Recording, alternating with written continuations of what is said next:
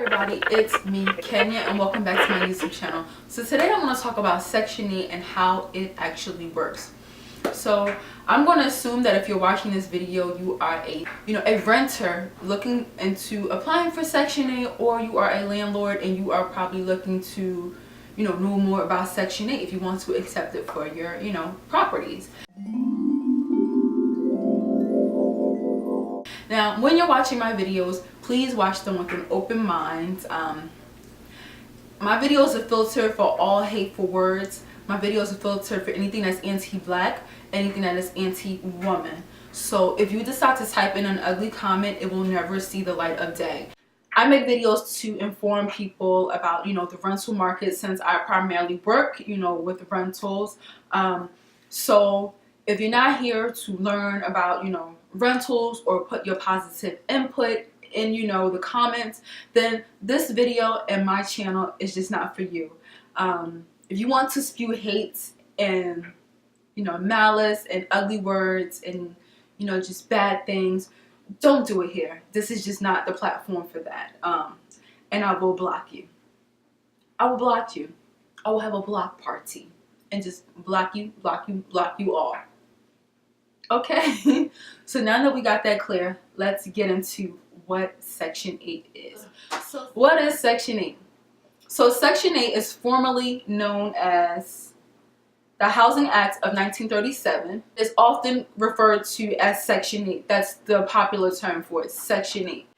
And it authorizes the payment of rental housing assistance to private landlords on behalf of approximately 4.8 million low-income households as of 2008 in the United States. The largest part of the Section 8 is the Housing Choice Voucher Program, which pays a large portion of the rents and utilities of about 2.1 million households. The U.S. Department of Housing and Urban Development manages Section 8 programs, okay? So the Housing Choice Voucher, Housing Choice Voucher provides tenant-based rental assistance, so a tenant can move from one unit of at least minimum housing quality to another. It also allows individuals to apply their monthly vouchers toward the purchase of a home, with over $17 billion going towards such purchases each year, and the maximum allowed voucher is $2,000 a month. So basically that is like the formal definition, and I got this from Wikipedia, which anybody can update Wikipedia, but that's just the gist of what Section 8 is. So how Section 8 works, so basically a person will receive a housing choice voucher, which cannot exceed $2,000, and basically listen very closely, So I have the Housing Authority of the County of Morris County in New Jersey. I often work with Jersey City, Hudson County, Jersey City the most, and Bergen counties, and Middlesex County now. But for a studio apartment, a person would receive a housing choice voucher of $1,000, So that voucher would cover $1,000 towards the rent. For a one-bedroom, a person would get a $1,200 housing choice voucher. For a two-bedroom, a person would get a $1,500 housing choice voucher. For a three-bedroom, a person would get a $1,800 housing choice voucher. And for a four-bedroom, a person will get a $2,000 housing choice voucher. Now, this only applies to Morris County and New Jersey. Every county is different in every state, but I'm just using this as an example since I have the sheet right in front of me with all the information, So if I am applying for a one-bedroom and I was to get a $1,200 housing choice voucher to find an apartment in Morris County in New Jersey, I would basically find an apartment that is $1,200 or below, and I would basically ask the landlord if they would accept Section 8. They say yes.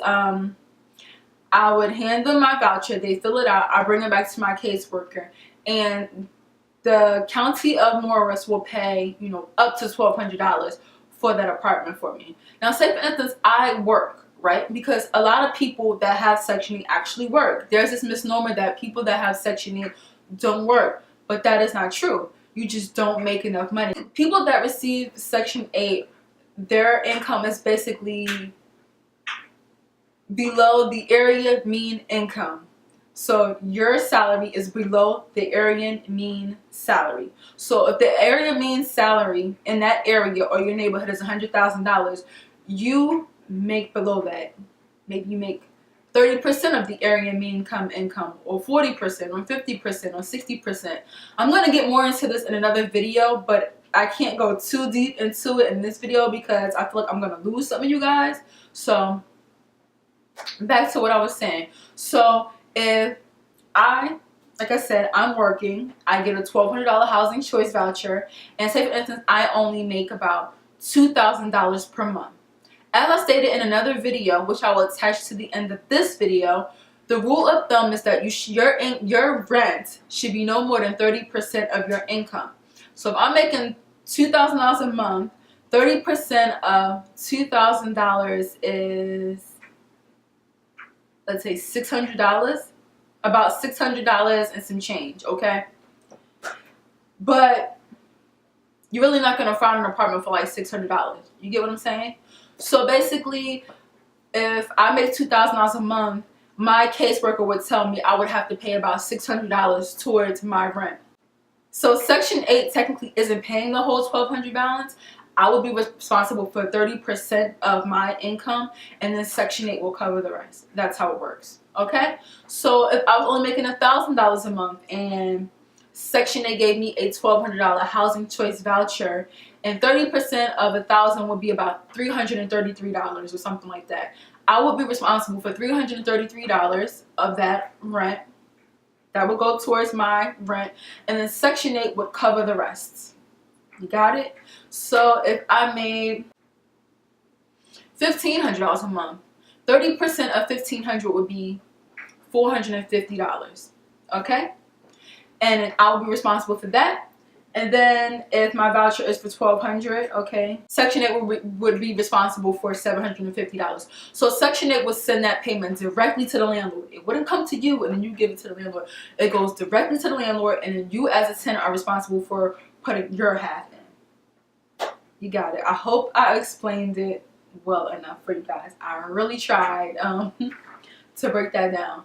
So that is how Section 8 works. So the rule of thumb is you would pay 30% of your income to your rent, then Section 8 will cover the rest. And if you can't find an apartment within that, those ranges that they give you, then, and you have to find something a little more, then you would be responsible for paying 40% of your income to the rent, and then Section 8 will cover the rest. But you can't go with 40% of your income. Section 8 will not allow you to do that. Now, when you do get Section 8, an inspector comes out to that apartment and they check like the smoke alarms and just check around the apartment to make sure everything is safe. If there's a fire escape, making sure that there's, the fire escape, making sure that everything works, the stove is working, that gas comes on when they, click the gas. They just make sure that everything is up to par. So that apartment has to be up to par for a tenant to move in. And then once a year, an inspector comes out and checks the apartment to make sure that it's being maintained, that the landlord is doing what they're supposed to do. And the whole point of having an inspector was because this prevents landlords from becoming slumlords. And this prevents tenants from tearing up property that is not theirs. Because you got to think, when you're not paying that much for something, you tend to not value it. So the whole point of inspectors, Section 8 inspectors, it's to protect the landlord, and it's also to protect the tenant. It protects the tenant because it prevents a landlord from becoming a slumlord, and it protects the landlord because then if the inspector is coming out once a year, it prevents the tenant from basically tearing up your property. And basically, people that have Section 8, there's like this, stigma, these stereotypes that they're crazy and they're criminals, and that's really not the case. And as a real estate agent and someone who deals with Section 8, I've come across 2 crazy people that were on Section 8 out of all the people that I've dealt with that have had Section 8 in these past 2 years. So That's false. Not everybody has Section 8. It's crazy.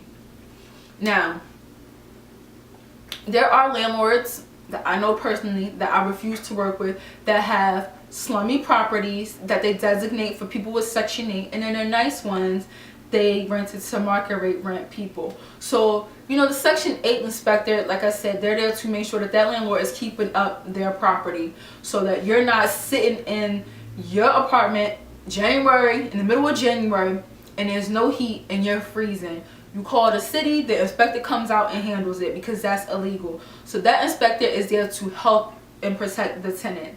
And also, if your property is getting ruined by a tenant, you know, they messing up the walls, kids writing on it, you could call that inspector, call that case worker. That inspector will come out and look at that apartment and see that that tenant is tearing your stuff out. So it tearing your stuff up, and then, you know, you are a tenant and you're receiving government assistance, you can lose your Section 8 if you're just being downright ignorant and tearing up people's property. That's just not cool. Yeah, so that's what I have to say on what Section 8 is and how it works. I made a video about why did Donald Trump cut the budget for Section 8 and HUD housing, and I got all types of crazy comments. And someone came on my video saying that their father owned the property and the tenants were Section 8 tenants and they destroyed it. Now, when people leave comments like that, I have a lot of questions. And I'm somebody who works with tenants, you know, I'm a property manager. So I have a lot of questions when I hear stuff like this. How many times did your father go past the house to check on his property? Just a quick drive-by. If you're driving by your property and you realize that the grass is beat down, it's bald, all your flowers are dead, the trash is all over the place, trash ain't even being pulled out to the curb, like, it's just a hot mess. Like, when do you send your tenant a warning letter saying, listen, the front of the house is not kept up to par, you need to clean that up? Do you have people on staff, if you own like a multi-family building or, you know, or property, to keep the front of it up? Because if you're not keeping up your own property, then, I mean, it's partially your fault. And if people are tearing up your property year after year after year, why do you continue to renew their lease? Because if someone is tearing up my property, your lease is not getting renewed. And like I say in my other videos, my broker owns properties, and I would see him sending out letters to secretary like, we're not renewing your lease, you pay your rent late every month, or you have warnings with. He's not renewing your lease. You're not going to tear up his property. He's not going to give you a chance to, because he's not renewing your lease. So it's like year after year after year, oh, they lived there for like 6 years and they tore it up. So they had to have been, you know, trifling all throughout the 6 years. Oh, so now all of a sudden, since they moved out and your dad isn't getting that rent check every month, now he wants to talk about how Section 8 people ruined his property. But it was all good when he was getting those checks from the government every month, right? So I have to, like, you know, play devil's advocate when it comes to this type of stuff. And then someone left a message saying, we're paying $5,500. I'll be darned if people are moving into my neighborhood with Section 8. Let me tell you something. Like I just said, Section 8 is not going to give you more than $2,000 for your apartment. They're not paying more than $2,000. In case-by-case scenarios, they might pay a little more than $2,000, but they're really not, especially not in New Jersey. And it's really hard to find an apartment within the, find a 2-bedroom in Morris County for $1,500. I challenge you that are watching this, go on Trulia.com, type in Morris County, New Jersey, and see what you can find a 2-bedroom for $1,500. Not live in a luxury apartment on the government's dime. I'm telling you right now. You would have to find an apartment that's, you know, nice and livable. You're not going to have stainless steel appliances. You ain't going to have those floor-to-ceiling windows. You ain't going to have, you know, granite countertops. I mean, I'm not saying that you won't. It'll be hard to find, but you're not going to be living luxurious on the government's dime. So if you live in a neighborhood and a bunch of people that have Section 8 are moving in, guess what? The properties in your home, in your town, are probably pretty low, and the property taxes are probably really low. If you live like in a really, like, you know, prestigious neighborhood, a very upper class, upper echelon neighborhood, someone with Section 8 is most likely not going to be living in your neighborhood unless it's like a tax credit property where it's like mixed income in the properties. I'm going to talk about that in a whole nother video. But to that person who left that comment saying that in San Francisco rents are $5,500 and you'll be darned if somebody with Section 8 moves into your neighborhood, nobody that has Section 8 is going to be living in your neighborhood unless someone is charging, you know, just dirt cheap for an apartment. That's the only way.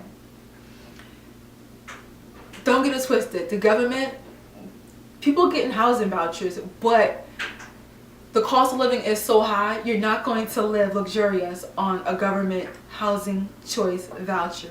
Understand that? So all you people that are saying you wish that Section 8 was gone and all this extra stuff, if you are living in a pretty pricey neighborhood and you're making 6 figures, you don't have to worry about that. But if a bunch of people that have Section 8 are moving into your neighborhood, maybe you need to reevaluate your lifestyle. Maybe you need to apply for Section 8. Maybe you want a paycheck away from Section 8 yourself. If people are moving into your neighborhood with Section 8, like, you're not living a good life. You're not as above people that have Section 8 that you think you are. If people of large groups of people with Section 8 are moving directly onto your block or whatever.